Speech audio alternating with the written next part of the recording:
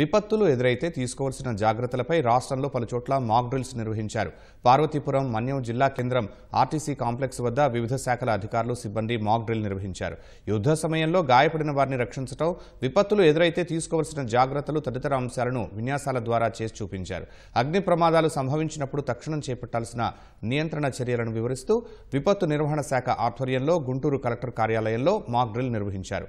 ప్రమాదం జరిగిన సమయంలో సురక్షితంగా బయటకు రావడం, సురక్షిత ప్రాంతంలో ఉండటం, ప్రమాదంలో ఎవరైనా ఉంటే వారిని రక్షించేందుకు ఎటువంటి విధానాలను అనుసరించాలనే అంశాలను మాక్ డ్రిల్ ద్వారా చేసి చూపించారు.